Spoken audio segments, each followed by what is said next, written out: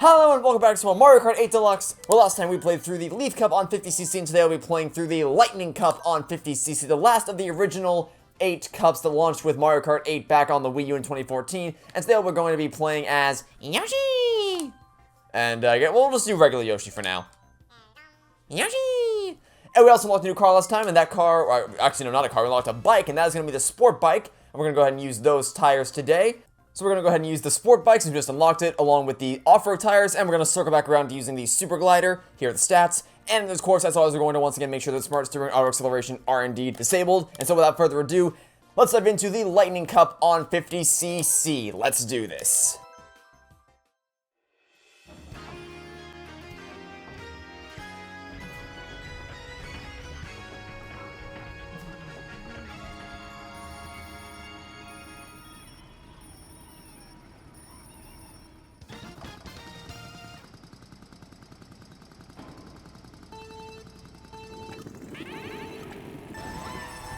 So this might be a strange thing to think of upon seeing the stage tick-tock clock, but the immediate thing to jump into my head was, of all things, Turnabout Time Traveler from Phoenix Wright Ace Attorney Spirit of Justice. And the reason why is just because the overall aesthetic of this level, don't hit the thing, okay, that was close. The aesthetic of this level very much reminds me of the kind of aesthetic of the wedding reception hall from that case, the DLC case of Spirit of Justice. Even though they have nothing to do with each other, other than the fact that they both involve clocks to some degree, in the sense that the case in question kind of deals with time travel, and I expected this to have a bit more of an outside drift than it actually does, so I drifted a bit earlier than I should have. But yeah, that case it doesn't really deal with time travel in the sense that it actually doesn't tackle the rules of time travel, but it makes you think, kind of, that there might be time travel involved. But just the aesthetic of this area kind of reminds me of the of the reception hall. Maybe that's just me, but I don't know. It could just be that I have Ace Attorney on the brain because, well, at the time of this video, you're already 8 episodes into the Greatest Attorney Chronicles on the channel. By the time that I'm recording this, because I'm recording all these in advance, the game's not out yet, so I've not actually recorded. I tried to save it. I think it's not the same jump I made the mistake on last time, but it's the same mistake I made with the last corner, which was I drifted too early. It's all I can really think about recently is just the Greatest Attorney's almost here, so I can almost finally play it. But I'll say this much. It'll be nice to finally be able to record an Ace Attorney game on a bigger screen for once, because all my most recent LPs, sorry, no, all the most recent, Ace Attorney LPs have all been either mobile recordings or handheld recordings, and that's a exponential head of my way. So they've all been either... Basically, the screen just keeps getting smaller and smaller for me. Like, I started with the original trilogy, and I played on my big TV, and then I went to play the Investigations games, and Apollo Justice, and Dual Destiny Spirit of Justice, and I was recording those on my iPad, because at the time I didn't have a DS or 3DS. Then I moved on to Investigations 2, which required me to record on a DS, and that was a tiny-ass screen. And then the Professor Layton crossover came around, and that was recorded on a 3DS, which is another tiny-ass screen. So just the screen just kept getting smaller and smaller the further into the series that I got. So it was nice to finally be able to or I guess it will be nice to finally be able to record on a big screen for a change, because, you know, it'll be nice to be able to kind of kick back and relax and enjoy Ace Attorney on a big TV instead of having to hunch over a tiny handheld screen or a tiny iPad screen. But I'll tell you what else will be nice to do. It'll be nice to be able to record all 3 of my LPs on the same console, because the 3 LPs at the moment are, or they will be, Greatest Attorney Chronicles, Paper Mario the Origami King, and this, Mario Kart 8 Deluxe, and all those games are on the Switch, and you might be wondering why that's, oh wow, Yoshi just clonked into that thing right there. You might be wondering why that's a big deal, I'll talk about the reason why in the next race.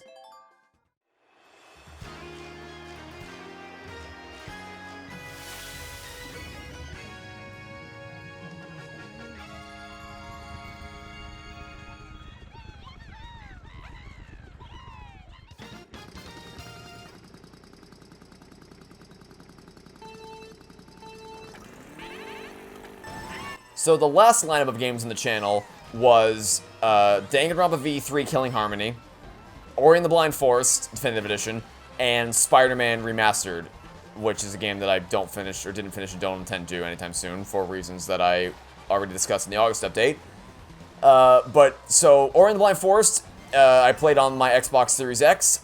Danganronpa V3, I played on my PlayStation 5, as well as Spider-Man Remastered, played on the PlayStation 5. Now, the problem with that is that, so, when it comes to recording with Xbox and Switch games, there's really no big deal. Like, even, actually, no, just Xbox, Wii U, 360, original Xbox, Switch, all those platforms, I've never had a problem. I've never once had a problem with switching, because the way, in case you're, I guess I can give you a little behind-the-scenes peek at how my recording setup is. The way that I have my recording setup is that I have one single capture card, the Elgato Game Capture HD60, hashtag not sponsored, and instead of, like, manually unplugging the HDMI, because the way it works is that you have HDMI running into the console, or sorry, into the capture card through the console in question. One goes to the TV, one goes to the computer, and that kind of thing. That's how in layman terms, that's how that works. But obviously, the way that the capture card works is that you're only supposed to be able to have one console hooked up at a time. So what you're supposed to do, I think, is just, like, manually unplug the HDMI from any given console. So, like, if I wanted to record Ori and the Blind Forest, I record it on the Xbox, then unplug the HDMI and plug it into the PS5 to then go record Danganronpa V3. But because that's a giant pain in the ass, what I do instead is I have an HDMI switcher, which allows me, well, no, a splitter and a switcher. The switcher allows me to hook up all my consoles, so the original Xbox, Wii U, 360, Series X, PS5, and Switch, all to the same switcher. And then whenever I want to switch between consoles to record different games, I just push the button on the switcher, and then it switches the input as to which one the capture card recognizes. So it makes it a really, really seamless process whenever I'm recording multiple games across different platforms. And you're wondering what the splitter is for. The splitter allows me to, because the Series X and PS5, or the Series X can do up to 120 FPS, 4K resolution. PS5 does 4K 60 FPS, 120 resolution. Neither of which I can do when I'm recording, because the capture card limits it to 1080p 60 FPS. It limits the output resolution and frame rates of that. So, like, if I record Halo, even on the console, so long as I have the capture card hooked up, I'll only ever be able to play at 1080p 60 FPS. But I'm not always recording when I play on the console. So the splitter is so that when I'm just playing on my own time, I can split it so that like the splitter has two HDMI cables, one cable of, I think it's HDMI 2.1 is what you need to do that, which will send the 120 FPS 4K resolution to the TV, and then that allows me to play like that. But if I ever need to use the capture card, I just switch the input on the splitter so that it runs to the capture card instead of straight to the TV, so I can record. So I basically, when I'm playing casually, I can just do the higher frame rate, higher resolution on the 4K TV, and then I split to the other input when I need to record, and then that limits it to 1080p 60 FPS. But so that's all the preamble. That was the setup for why I started talking about this in the first place, as to why recording Danganronpa V3 and Ori and the Blind Forest was such a massive pain in the ass. I'll talk about that in the next race. That was all the setup for the main story.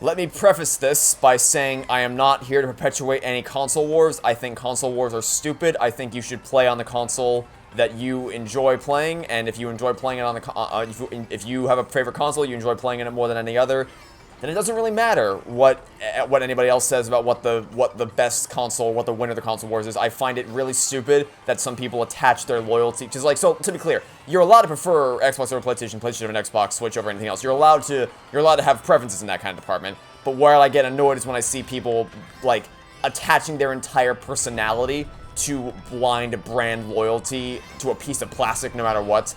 That gets under my skin because it's just pointless. It doesn't encourage any healthy discussion. It's just green company better or blue company better. Like, it's just, that's all it boils down to, and it's really stupid. So I'm putting that preface here because I own a Series X, I own a PS5, and I own a Switch, and I love all three consoles equally. Because there's games across all three that I enjoy playing. But I'm putting that disclaimer here because I'm going to harshly criticize the PS5 in a second. I want to make it clear that I don't have any stake in the console whatsoever. And it's also worth noting that what I'm going to talk about really only applies to YouTubers and Twitch streamers or just people who want to record gameplay for any reason. But if you're just playing casually, this won't affect you at all. Now that the setup and the disclaimer is out of the way, let me say that I have never in my life, I think, so, like that, I probably, Should have saved that for a spiny shell, but there was a red shell on the way and I had it, so I may as well use it there. But, so, in my over 7 years, almost 8 years, actually, of making YouTube videos, no console, no handheld, no system of any kind has ever given me more recording problems than the PlayStation 5. I do not know what it is about that console, but whenever I would try to switch inputs, so what I would typically do is I record Ori and the Blind Forest and then switch over to Danganronpa V3. Whenever I would try to switch over to the PS5, it would always, without fail, just not detect the capture card. It wouldn't detect the capture card. It wouldn't record anything. It'd just be a black screen. Sometimes the input would show up on the computer, but not on my TV. Sometimes it would show up on the TV, not on the computer. Sometimes the audio wouldn't come through. Sometimes the video wouldn't come through. And I tried everything I could to fix it. I tried detaching it from the Switch entirely, just hooking it up directly to the console. I tried booting at the PS5 first, instead of switching from the Xbox to PS5. I tried everything under the sun to try to work around it, and just nothing. It just was basically boiled down to random chance. Does the PS5 want you to record today or not? And it was a massive pain in the ass. Because it's just, I don't know what it is about it, but something about that, and it's not just me, because I have seen other YouTubers have issues with hooking up their capture cards to the PS5 to record stuff. I don't know what it is about the console. I don't know why its hardware is so incompatible with the capture cards. But I've never, ever had more problems recording with that before in my life. So, and the thing, like I said, whenever I have to switch from Xbox to Switch, or switch to Wii U, or 360, original Xbox, or whatever, no problems whatsoever. Even the with the PS4 was also fine when switching from the PS4 to the Xbox One. That was fine too. But for some reason, the PS5, I don't know why, but it's just a massive pain in the ass to record on it. I don't understand what the reason is. So, that is why I'm happy that all my LPs are on the same console, so now I can just boot to the Switch once and then record all 3 episodes, or in this case I'm doing a bunch of episodes in a massive batch, and just record them all on the same console, no HDMI switching required whatsoever, so it's nice to finally be able to have a more simplified recording process as opposed to the turmoil that was Danganronpa V3.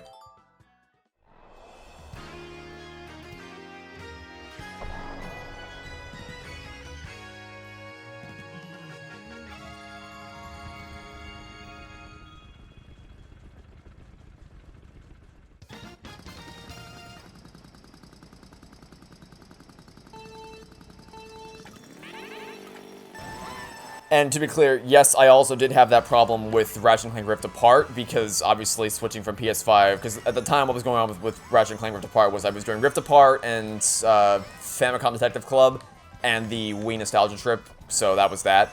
However, the difference there is that, like, all the troubleshooting I went through to try to, like, unplug and plug back in, restart my computer, restart my TV and all that, all the troubleshooting I went through to eventually finally to get it to maybe eventually decide to work, was at least worth it, because in that case, it's like I'm doing all this work to play a really awesome game that I really love, whereas with Danganronpa, and I really don't want to drag this out any more than I have to, because like I said, I'm just done talking about it, but we're on the topic, so I may as well. Whereas with Danganronpa, it was all the work of troubleshooting to set up to play a game that I just hated with fire passion, so, you know, that it was just annoying. So it's nice, basically one of the stories, it's nice to finally be able to record all my games on the same console and not to worry about any of that switching nonsense. Which is funny, because I'm playing on the Switch, and switching is... It's funny, it's a joke. Anyway, I guess I could probably talk about the course in question. So, Rainbow Road. Remember earlier when I said that there were other Rainbow Roads in this game than just the one in the Special Cup that I think are way better, and that would be this one. This one, even the other one that we're going to play in a couple episodes, I like that one more than the Special Cup as well. And like I said, I still enjoy the Special... it's a spiny shell. I still enjoy the Special Cup Rainbow Road, but not as a Rainbow Road. I enjoy it as a... like a space station course, but as a strictly Rainbow Road course, I'm not the biggest fan of it. Because I just think this one, which is from the N64 version, and the one that we're gonna play a bit later, do a better job of like capturing the actual Rainbow Road feel of it.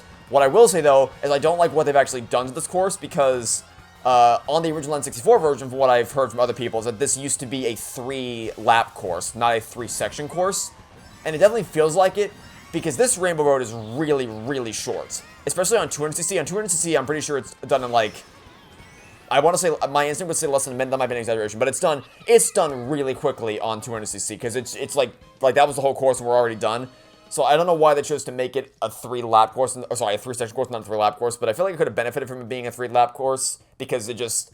It's really short. I just wish that we could have spent more time on it. It also makes it really hard to get in first place. Because of the way it's lined up like that. And it's so short. But, Anyway, that is the Lightning Cup done, so let's go ahead and view the results.